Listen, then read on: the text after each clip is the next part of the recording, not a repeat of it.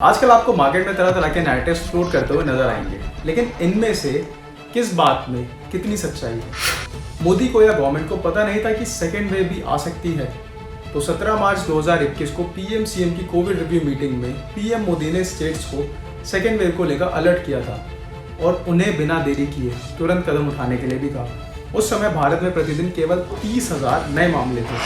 Second wave के बारे में स्टेट्स को चेतावनी नहीं दी गई थी। जैसे कि मैंने पहले बताया, पीएम मोदी ने मार्च 2021 को ही स्टेट्स को वार्निंग दे दी थी। ममता बनर्जी और भूपेश बाघेल जैसे लोग इलेक्शंस में इतने बिजी थे कि उन्होंने इतनी इंपॉर्टेंट मीटिंग मिस की थी। इसके अलावा कोविड सर्च को लेकर मल्टीपल एडवाइजरीज और कम्युनिकेशन से भी स्टेट्स को 2021 के पहले कुछ महीनों में दी गई थी। भारत में दुनिया के सबसे ज्यादा कोविड केसेस हैं। यूरोप और नॉर्थ अमेरिका कंबाइन भी कर दे तो भी इंडिया में उनसे ज्यादा पॉपुलेशन है।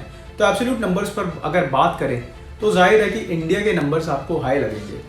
बट अगर केसेस एंड डेथ्स पर मिलियन पॉपुलेशन की बात करें तो इंडिया वर्ल्ड में 110th प्लेस पर है। मोदी की बंगाल रैली और कुंभ के कारण सेकेंड वेव आई। फार्मर प्रोटेस्ट को पॉलिटिशियन द्वारा बढ़ावा मिला। राहुल गांधी ने केरला और तमिलनाडु में घूम घूम कर रैलियां की। वो जो पुशअप्स मारे थे डेफिनेटली वो कोविड प्रूफ तो नहीं थे। सेकेंड वेव ने महाराष्ट्र, केरला, छत्तीसगढ़ और पंजाब से स्पीड पकड़ी। केरला के इलेक्शन रैलीज में मेनली कांग्रेस और लेफ्ट नजर आए थे और बाकी बचे स्टेट्स वहां ना तो कोई इलेक्शंस थे और ना ही कोई कुंभ। लेटेस्ट डेटा एक्चुअली ये सजेस्ट करता है कि पंजाब जो कि सो कॉल्ड फार्मर प्रोटेस्ट का मेन एपिसेंटर था, वो सेकेंड वेव का भी एपिसेंटर था। इंडिया ने वैक्सीन एक्सपोर्ट्स क्यों किए? अपने लोगों को साइड रख ऐसा क्यों किया? ये बात बिल्कुल बकवास है। अब तक 17 करोड़ से अधिक इंडियंस को वैक्सीन डोजेस लगाए जा चुके हैं। विदेशों में भेजी जाने वाली वैक्सीन की संख्या केवल 1/3 है और अधिकांश डोजेस गरीब देशों को भेजने के गभी एफर्ट्स के तहत और वैक्सीन मैन्युफैक्चरर्स के कॉन्ट्रैक्चुअल ऑब्लिगेशंस के तहत भी। गरीबों को फ्री वैक्सीन नहीं मिलेंगी। खरीदे जाने वाले टोटल वैक्सीन में 50% सेंट्रल गवर्नमेंट द्वारा खरीदे जाते हैं। ये स्टेट्स को मुफ्त में दिए जाते हैं। इसके अतिरिक्त कई बीजेपी रूल्ड स्टेट्स ने सभी के लिए मुफ्त टीकों की घोषणा की है। स्टेट्स और सेंटर के लिए वैक्सीन की कीमत अलग अलग है। स्टेट्स को वैक्सीन की कीमत निजी कंपनियों द्वारा लगाई जाती है, ना कि सरकार द्वारा घोषित की जाती है। स्टेट्स नेगोशिएट करने के लिए बिल्कुल फ्री हैं और अपने मुताबिक दाम तय कर सकते हैं। आफ्टर ऑल वो स्टेट्स ही थे जिन्होंने मोल भाव और खरीद की फ्रीडम मांगी थी। मौतों के आंकड़े छिपाए जा रहे हैं। कुछ मीडिया हाउस का कहना है कि महामारी से लड़ने में सरकार इनकॉम्पिटेंट है और वहीं लोग ये भी कहते हैं कि सरकार इतनी कॉम्पिटेंट है कि वे कांग्रेस रूल्ड स्टेट्स सहित पूरे देश में कोरोना वायरस मामलों की कम रिपोर्टिंग का रैकेट चला रही है। इससे अब्सर्ड बात क्या हो सकती है?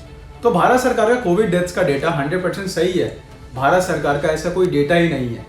सारा डेटा स्टेट्स से आता है। जो कुछ भी स्टेट्स रिपोर्ट करते हैं उसे कलेक्ट किया जाता है और दिखाया जाता है। भारत जैसे देश में ऐसा कोई तरीका नहीं है जिससे कोई मौतों को छिपा सके। कुछ लोग केवल आपको चौंकाने के लिए जलती हुई चिता दिखाते हैं, लेकिन विद रेस्पेक्ट टू डेटा इन सब चीज़ों का कोई मतलब नहीं है। शमशान में महामारी के बिना भी जलती हुई चिताएं देखी जा सकती हैं। सेंट्रल विस्टा के स्थान पर कोविड से लड़ने पर पैसे खर्च क्यों नहीं किए जाते? सेंट्रल विस्टा एक ऐसी परियोजना है जिसकी लागत कई वर्षों में 20,000 करोड़ रुपए है।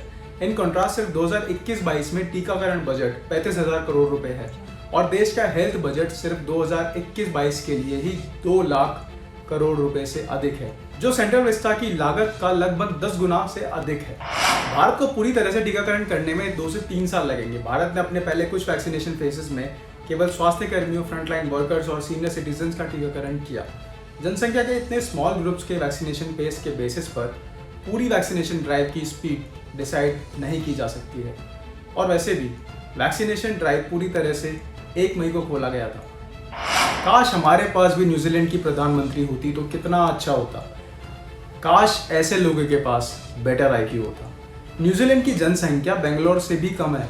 यदि नॉर्थ अमेरिका और यूरोप को एक देश के तौर पर मिला दें तब भी उनके पास भारत से कम लोग होंगे। प्लस तब भी भारत की तुलना में 4 गुना अधिक कोविड मामले और लगभग 6 गुना अधिक कोविड से मौतें होंगी।